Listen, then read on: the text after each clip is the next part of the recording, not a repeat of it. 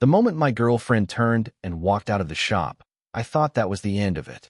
End of the argument, end of the afternoon, maybe the beginning of the end of us. The bell over the door rang once, sharp and final. Cold air followed her out. I stood there with my hands in my jacket pockets, staring at the scuffed concrete floor like it might explain what just happened. "Hey," someone said behind me. Not loud, not urgent, just enough to stop me from leaving too. I turned. Her sister hadn't moved from where she was leaning against the counter. Mid-40s, maybe older. Calm in a way that didn't try to impress anyone. She wore a dark cardigan over a blouse that looked ironed but tired, like it had been folded and unfolded too many times. Her hair was pulled back loosely, a few strands already slipping free near her temple. She met my eyes without flinching. "You don't have to go just yet," she said. The place was her family's repair shop, auto and electrical, a narrow building that smelled like oil, hot dust, and old coffee. I'd been there a dozen times before, usually waiting in the corner while my girlfriend argued prices with customers or scrolled through her phone. I never paid much attention to her sister. She was always there, but somehow not part of the noise. I shrugged, suddenly aware of how young I probably looked standing there. "I think I should." She didn't argue. She just reached for a paper cup on the counter and pushed it toward me. "Coffee's cold," she said. "But it's still coffee." That did it. The smallness of it. The fact that she didn't ask me what happened, didn't take sides, didn't try to fix anything. I took the cup. Our fingers brushed for half a second. Not dramatic. Barely there. Still, it felt like something had been switched on. I leaned against the counter and took a sip. She was right. Cold. Bitter. I made a face without meaning to. That made her smile. Not wide. Just one corner of her mouth lifting, like she'd caught something she hadn't been looking for. "She does that when she's overwhelmed," she said, nodding toward the door. "Leaves first. Thinks later." I didn't know what to say, so I didn't say anything. The silence stretched, not uncomfortable exactly, just present. Somewhere in the back, a radio hummed softly. Outside, a car passed, tires hissing on wet pavement. I realized it had started raining while we were inside. She straightened a stack of receipts that didn't need straightening. Her hands were steady, but she avoided my eyes for a moment, like she'd already said more than she meant to. "You okay?" she asked, finally looking back at me. I nodded too fast. Yeah. She studied me then, not critically, not kindly either. Just honestly, like she was trying to see what was actually in front of her instead of what she expected to be there. "You're young," she said, almost to herself. Then she shook her head. "Sorry, that came out wrong." "It's fine," I said, though it wasn't clear what it was. Another pause. Longer this time. I became aware of the way she stood, grounded, shoulders relaxed, like she knew exactly where she belonged in that room. I'd never felt that way anywhere. "I should probably lock up soon," she said, glancing at the clock. "Storm's getting worse." I set the cup down. "Right. Oh yeah?" I moved toward the door, then stopped. Something about the quiet behind me felt heavier than the noise I was stepping back into. I turned, just for a second. She was watching me again. And even now, days later, it's that look I can't stop thinking about, like she'd almost said something and decided not to, and trusted me to feel it anyway. The shop was quieter than usual, late afternoon light slanting in through the dusty front window. Half the lights were off. My girlfriend was supposed to meet me there after work, but she texted last minute that she'd be late. Something about traffic. Something clipped. I showed up anyway, mostly out of habit. Her sister was behind the counter again, sleeves rolled up this time, hands darkened with grease as she leaned over an open radio casing. She didn't look up right away. I stood there longer than I should have, listening to the faint click of metal and the hum of the ceiling fan. "You can come in," she said finally. "I don't bite." I laughed, surprised she'd noticed me without looking. Just didn't want to interrupt. "You're not." She wiped her hands on a rag and stepped back. "Actually," she hesitated, the word hanging there. "Do you know anything about wiring?" "A little," I said. "Not professionally." "That's fine. Neither do I, apparently." She smiled at that, quick and tired. "Hand me that screwdriver." We worked side by side in silence for a while. Not awkward silence. Focused. I noticed how careful she was, how she checked the same connection twice like she didn't fully trust herself. A faint crease sat between her brows the whole time. Her hands caught my attention more than I expected. Strong, steady, but with small scars that told stories she didn't. I wondered how many years she'd been fixing other people's problems before anyone noticed she was tired. Your girlfriend used to love taking things apart, she said suddenly. When we were kids. Used to? I asked. She shrugged. She likes faster fixes now. I wasn't sure what to do with that, so I just nodded. She laughed softly, almost embarrassed by herself, and shook her head. Sorry, I talk when I shouldn't. You don't, I said. It's fine. She glanced at me then, like she was deciding whether to believe that. Her eyes were sharper up close than I remembered.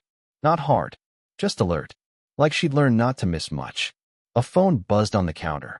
She ignored it. It buzzed again. She exhaled slowly, shoulders dropping a fraction. I should answer that. You don't have to, I said, immediately wishing I hadn't. Her mouth curved into something that wasn't quite a smile. I know. That's the problem. She stepped away to take the call, voice low, back turned. I didn't hear the words, just the cadence. The way she paused before responding. The way her free hand pressed briefly against the counter, fingers splayed, like she needed the support. When she came back, she looked older somehow. Or maybe just more honest. Thanks for helping, she said. You didn't have to stay. I wanted to, I said. Another pause. This one stretched. She nodded once, small. Yeah, she said quietly. I noticed. And when our hands brushed again, this time neither of us pulled away right away. By the third week, it had become normal to stay late. Not planned, just a gradual thing. A light left on. A tool not put away. Me waiting for my girlfriend who kept not showing up when she said she would.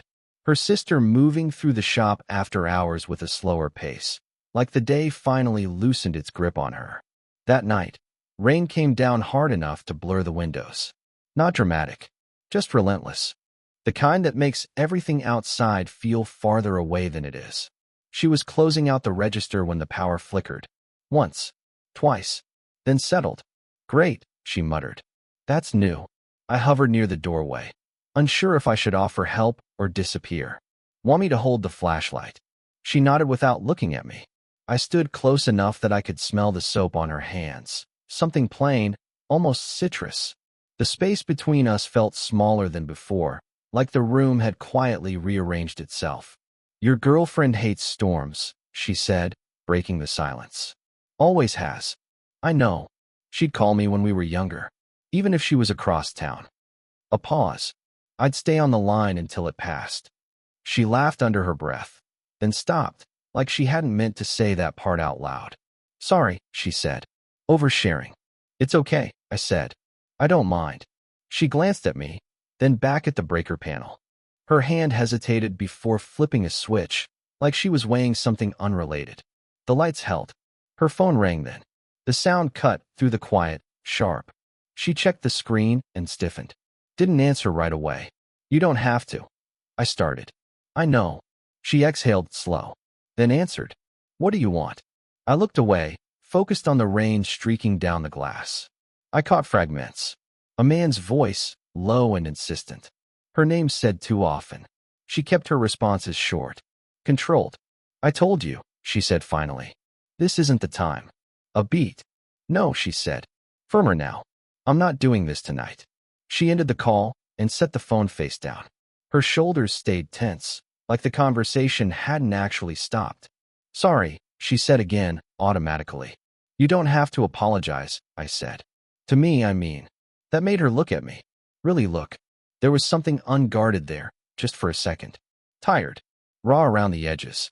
I forget that sometimes, she said quietly. The rain picked up, drumming against the roof. The radio in the back clicked on unexpectedly, static-filled music bleeding into the room. Neither of us moved to turn it off. She stepped closer to hear me over it. Too close. Close enough that I could see a faint line at the corner of her mouth, like she smiled more than she let on. You should go, she said. Not firmly. Almost like a question. I know. Neither of us did. Her hand lifted, then stopped halfway, hovering near my arm, like she'd meant to brush past me, and forgot how. We stood there, the moment swelling into something neither of us named. If she'd closed that last inch, I don't know what I would have done. But her phone buzzed again, and she stepped back.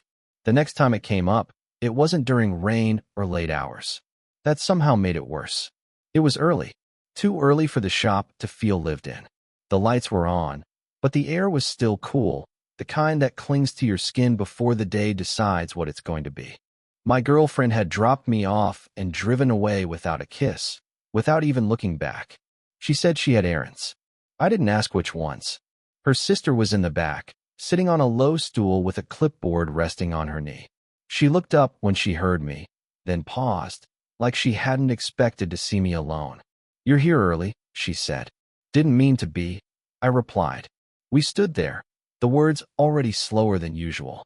No tools between us this time. No task to lean into. Just space. She gestured toward the counter. "Coffee." I nodded. She poured it without asking how I took it. When she handed me the cup, our fingers didn't touch. That felt intentional. We drank in silence. The clock ticked too loud. Somewhere outside, a truck idled, then pulled away. She was the one who spoke first. "This can't keep feeling like this," she said. I looked at her. "Like what?" She didn't answer right away. Her gaze dropped to the floor, then lifted again, steadier now. "Like I'm waiting for you to leave," she said. "And like I'm disappointed when you don't." That landed harder than anything else she could have said. I opened my mouth, then closed it. I didn't trust what might come out. "I'm not doing anything," I said finally. "I swear." "I know." She nodded once. "That's the problem." She set her cup down carefully, like it mattered not to spill. "I keep telling myself this is harmless, that it's just proximity, familiarity." A pause. But I'm not stupid. I leaned against the counter, suddenly aware of my heartbeat. Neither am I. That made her look at me again. Longer this time. Her eyes searched my face like she was checking for damage she might have caused without meaning to. "This isn't fair," she said quietly. "To you. Or to her." "No," I said. "It's not." Another stretch of silence. Thicker now. Charged with everything we weren't saying. She folded her arms, then let them drop. "Do you ever think about how close things get before they go wrong?" she asked. "Like there's this moment where you could still step back, and you don't realize it's the last clean moment until it's gone." I swallowed. "I think about it more than I should." Her breath hitched. "Just once. Enough that I noticed." "I don't want to be someone who crosses lines," she said. "I've done enough damage in my life thinking I deserved something." I stepped closer without meaning to. Stopped myself halfway. "You don't seem like someone who takes what isn't hers." She smiled then. Small. Sad. You'd be surprised. The room felt impossibly quiet. Like even the walls were listening. She met my eyes and didn't look away. "Tell me," she said softly, "if I ask you to stop coming by like this, will you?" I wanted to say yes. I really did. Instead, I said, "I don't know." Her face fell, not dramatically, just enough to break something open. "That's what I was afraid of," she whispered. I didn't come by for a few days after that. Not because I was strong. Because I was scared that if I saw her again, I'd answer her question the wrong way. When I finally did show up, it was unintentional. My girlfriend had left her jacket in the shop. She texted me a single line, "Can you grab it?" Like nothing fragile lived underneath it. It was late afternoon. The front door was unlocked, but the lights were dimmed. I almost turned around. She was in the back office, sorting through a box that looked like it had been opened and closed too many times. Papers stacked, then unstacked. When she saw me, she froze. Not startled, just caught. "I didn't think," she started, then stopped. "Hi." "Hi," I said. My voice sounded unfamiliar to me. I held up the jacket. "I'm just this." She nodded. "Yeah, thanks." Neither of us moved to bridge the space. The box sat between us on the desk, half its contents exposed. Old envelopes. A cracked picture frame. A cassette tape with handwriting faded almost to nothing.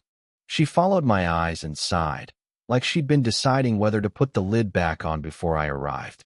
"I was cleaning," she said. Then, after a beat, "That's a lie." I was avoiding. I didn't ask what. I just waited. She picked up the photo frame and turned it face down without looking at it. "I was married," she said. "A long time ago." I knew that already. In the abstract way you know things that don't belong to you. He died, she added. Not softly, not loudly, just plainly. The word sat there. Heavy, undeniable. I'm sorry, I said, and hated how insufficient it sounded. She nodded, eyes still on the desk. Everyone says that. It's fine. Then, quieter, he was young too. That caught. She noticed. I don't mean, she said quickly. I don't mean I know, I said. You don't have to explain. She reached into the box and pulled out an envelope. Not sealed. Worn thin. He wrote this the week before, she said. Didn't mail it. I found it later. She hesitated, then handed it to me. Not to read. Just to hold. I keep telling myself I don't think about him anymore, she said. That I've moved on. Built a life that doesn't orbit a ghost. A breath. Then you walk into the room, and I feel awake in a way I forgot how to be. I didn't trust myself to speak. My fingers tightened around the envelope. It felt lighter than it should have. I don't want you to be a replacement, she said. Or a reminder. That wouldn't be fair. I don't feel replaced, I said. I feel seen. That made her finally look at me. Her eyes were wet, but she didn't cry. She smiled instead, small and fragile. That's the dangerous part, she said. That's what I missed. I set the envelope back in the box, carefully, like returning something sacred. When I turned to leave, she didn't stop me. But as I reached the door, she said, barely above a breath, I don't know how to lose you without losing myself too. We didn't plan the moment it finally stopped holding together. It happened on a night that felt almost ordinary. The shop was closed. The lights were mostly off, just the small lamp by the desk casting a circle that didn't quite reach the walls. My girlfriend had gone home early, said she had a headache. She didn't ask if I was coming with her. I didn't offer. Her sister was sitting on the floor, back against the filing cabinet, shoes kicked off like she'd given up on the day halfway through. I hovered near the door, unsure if I was welcome or just familiar. You can sit, she said, patting the floor beside her without looking up. I did. We didn't face each other. That mattered. It took the pressure off pretending. The hum of the old refrigerator filled the space between us. I've been thinking about what you said, she murmured. About feeling seen. I waited. I don't think I'm ready for anything, she went on. Not in the way people mean it. I don't have a clean version of myself to offer. I'm not clean either, I said. I'm just here. She nodded, like that was enough truth for one night. I don't want to hurt her, she said. Not accusing. Just stating gravity. Neither do I. Silence again. Thicker now, but steadier. Something settling instead of building. She leaned her head back against the cabinet and closed her eyes. I watched the rise and fall of her chest, the way her shoulders finally dropped like she'd been holding them up for years. Do you ever feel like you arrived too late to something? She asked. Or too early? All the time. She turned her head slightly toward me. Not fully. I don't want to pretend anymore, she said. But I don't want to rush into a mistake just because it feels honest. I don't need rushing, I said. I just don't want disappearing. That did it. She reached for my hand, slowly, like she was giving me time to pull away. Her fingers wrapped around mine, warm and certain, and neither of us said anything. The contact felt less like a spark and more like an anchor. We stayed like that. No kissing, no leaning into fantasy. Just two people sitting on a shop floor, holding something fragile without naming it. After a while, she rested her forehead against my shoulder. Not heavy, just enough to feel the weight of another person choosing to stay. We'll have to be careful, she said. I know. And it might not work. I know. She exhaled, a sound somewhere between relief and grief. Okay, she said. Then this is where we start. We sat there until the lamp flickered and shut off on its timer, plunging the room into darkness. Neither of us moved to turn it back on. I'm telling this from a little distance now. Not years, just enough time for the noise to settle and for the shape of it all to make sense. People always want to know what happened after. They ask it like there's a clean answer. Like stories move in straight lines. They don't. What changed first was me. I stopped thinking love was something you fell into by accident and climbed out of when it got complicated.